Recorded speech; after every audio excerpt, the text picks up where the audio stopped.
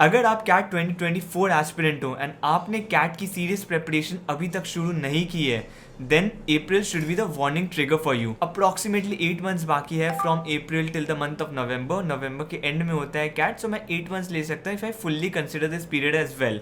And ऐसा नहीं है कि आप 6 मंथ्स में कैट क्रैक नहीं कर सकते या फिर 3 मंथ्स में कैट क्रैक नहीं कर सकते। 3 मंथ्स में भी पॉसिबल है, बट प्रॉब्लम है आप कॉम्प्रोमाइज़ करना शुरू कर दोगे। 3 मंथ्स की स्ट्रैटेजी में आपको ये समझना पड़ेगा कि कौन से टॉपिक्स आपको छोड़ने चाहिए, कौन से टॉपिक्स में रिलाई करना चाहिए to maximise your percentile. 6 months के प्रिपरेशन में you have to give exponentially more number of hours compare to if you are starting today.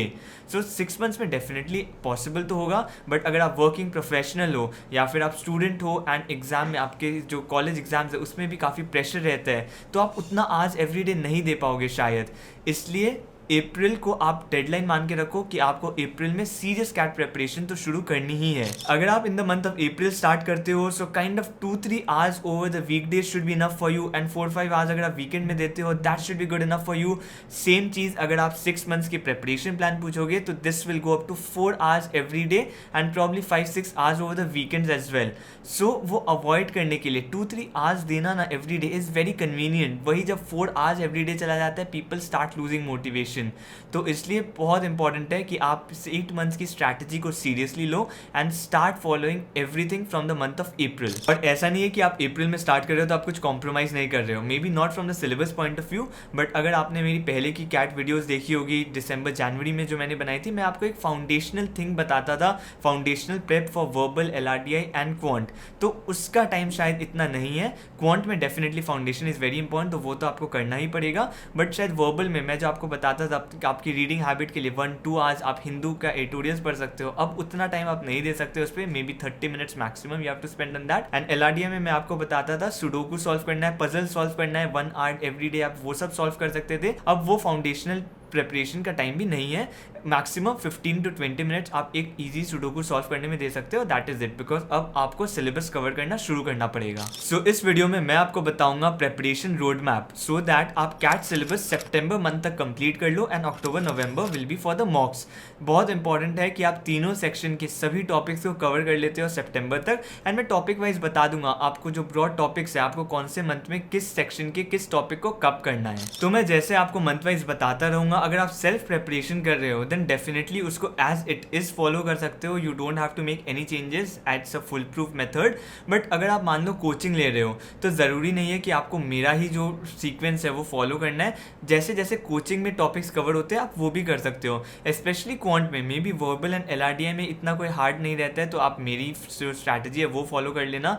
And जो क्वांट में जैसे जैसे कोचिंग में कवर किया जा रहा है आप उसको कवर कर लेना। तो हो सकता है जैसे मैं अरिथमेटिक से शुरू करता हूँ, कोचिंग्स होते हैं जो नंबर सिस्टम से शुरू करते हैं, एंड इट्स कम्प्लीटली फाइन, वो फ्लेक्सिबिलिटी रह सकती है। इट डजंट मीन मैं अगर बता रहा हूँ कि आपको अरिथमेटिक से शुरू करना you have to do that, आप कोचिंग को फॉलो करना which will be much more convenient for you. And before we move to the preparation road map, let me tell you, अगर आप कोचिंग लेने का सोच रहे हो then you can consider iQuanta with whom I am also partnering in this particular video. And iQuanta के बारे में मैंने पहले भी बताया है, लास्ट ईयर भी बताया है। Last year in fact more than 200 students from iQuanta had scored above 99 percentile. And यही नहीं, मैं जो एनुअल सर्वे कलेक्ट करता हूँ स्टूडेंट्स से उनका फीडबैक लेने के लिए कोचिंग इंस्टीट्यूट्स के बारे में, so that it helps me as well with whom I should partner and more importantly with whom I should not partner.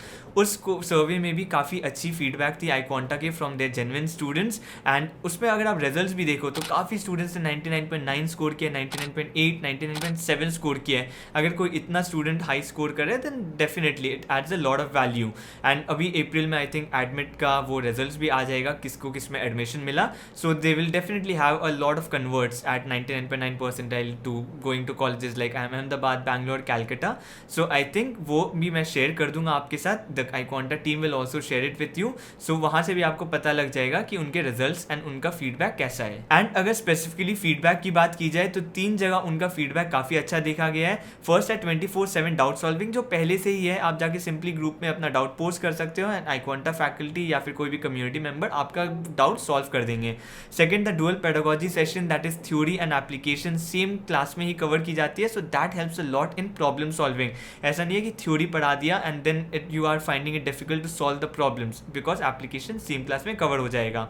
And third, जो बैच 1 दैट इज उनका जो कैट 2024 का बैच 1 चल रहा था, वहाँ से एक स्ट्रॉन्ग फीडबैक है on the foundational classes for their quant prep, यानी कि 6 से 10 में जो आपने मैथ्स पढ़ा था तो वो फाउंडेशन कवर किया जाता है, so that when you start your CAT syllabus, जो कैट का क्वांट है वो स्टार्ट करते हो, आपको कोई प्रॉब्लम नहीं हो, स्पेशली अगर आपका पहले मैथ्स में या फिर क्वांट में आप वीक थे। तो उनके बैच 1 को 3-4 मंथ्स ऑलरेडी हो चुका है and you should be joining the batch 2 which is starting now.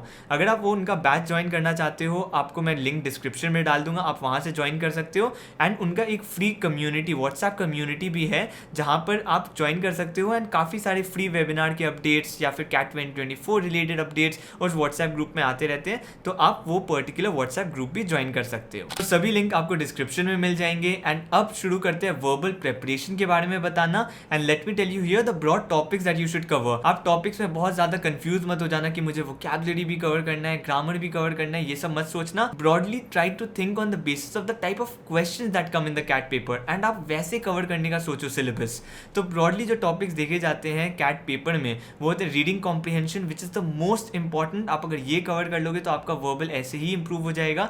तो रीडिंग कॉम्प्रिहेंशन के बाद आता है पैरा समरी, उसके बाद होता है आपका पैरा जंबल्स, उसके बाद ऑड वन आउट, उसके बाद होता है आपका सेंटेंस कंप्लीशन। सेंटेंस कंप्लीशन के साथ ही आप इसको पैरा कंप्लीशन भी मान सकते हो, बट इसको डिफरेंट भी कंसिडर कर सकते हो। बट आप किसी भी एक चीज के लिए प्रिपेयर करोगे, you will cover both sentence completion and your para completion. So starting now April मई में आपका कंप्लीट फोकस रहेगा रीडिंग कॉम्प्रिहेंशन पे। उसको छोड़ के आपको कुछ नहीं सोचना है अभी। अगर आप रीडिंग कॉम्प्रिहेंशन इंप्रूव कर ले तो बाकी जो टॉपिक्स है वो अपने आप ही इंप्रूव हो जाते हैं।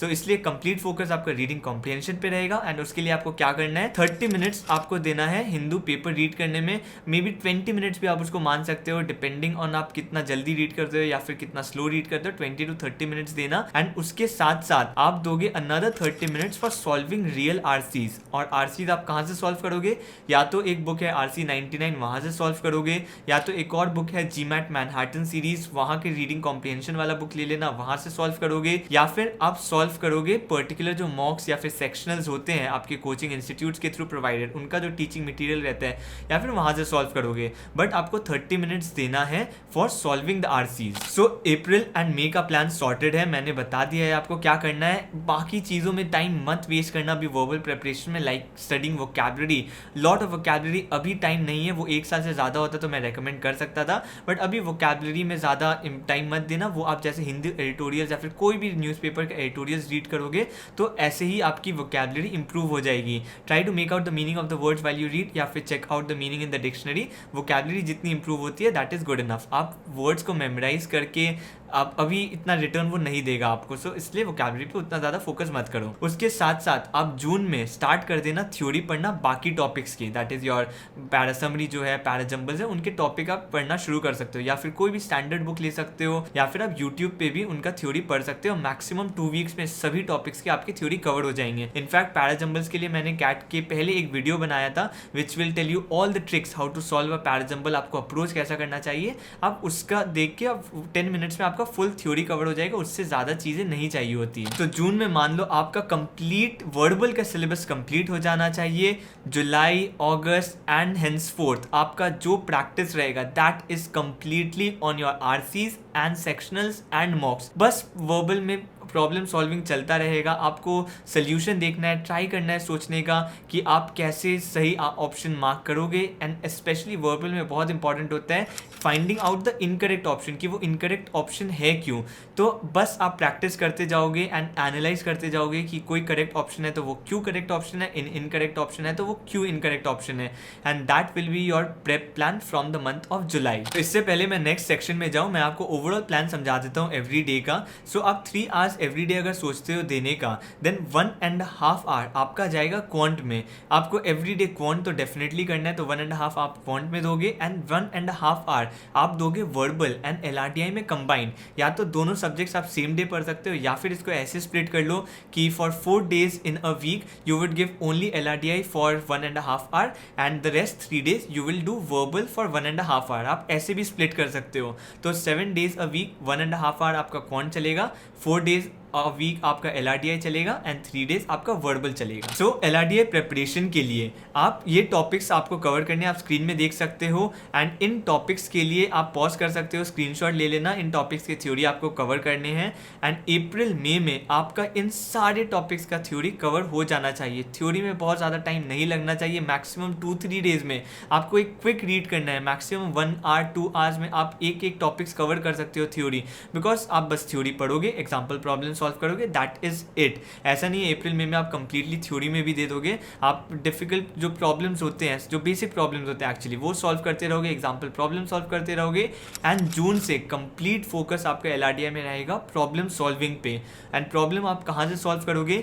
या तो प्रीवियस ईयर मॉक पेपर से, या तो प्रीवियस ईयर कैट के क्वेश्चन पेपर से, या तो current year sectional and mock paper से, या तो कोचिंग मटेरियल से। कोई एक स्टैंडर्ड बुक LRDI के लिए नहीं है। सो मैंने जो 4 सोर्सेज बताए पहले, वही बेस्ट है LRDI प्रैक्टिस करने के लिए। From the month of June you will be solving 4 sets, जो आपको 1.5 आवर में हो जाना चाहिए। अगर नहीं हो रहा है तो 3 सेट्स करो, 30 minutes पर set should be good enough. अगर वो भी नहीं हो रहा है तो 2 सेट से शुरू करो, बट ग्रेजुअली आपको इंप्रूव करना है। एंड जून से सितंबर तक बस यही पैटर्न रहेगा, कंटिन्यूअस प्रैक्टिस करते रहोगे आप, ग्रेजुअली आपका इंप्रूवमेंट होता रहेगा। You will notice it yourself, gradually होगा, but you will definitely improve in solving those LRDI sets. And जो मॉक्स दे रहे हो एंड सेक्शनल्स दे रहे हो, तो वो तो कंटिन्यू रहेगा ही ऑब्वियसली। सो वहाँ पर भी आप LRDI सेट्स आपके प्रैक्टिस होते रहेंगे, and that too under time pressure, which is also very important. Next आते हैं क्वांट प्रेपरेशन में। एंड क्वांट प्रेपरेशन में मैंने जैसे आपको बताया था, अगर आपका कोचिंग कोई और टाइमलाइन फॉलो कर रहा है तो आप उसको फॉलो कर सकते हो,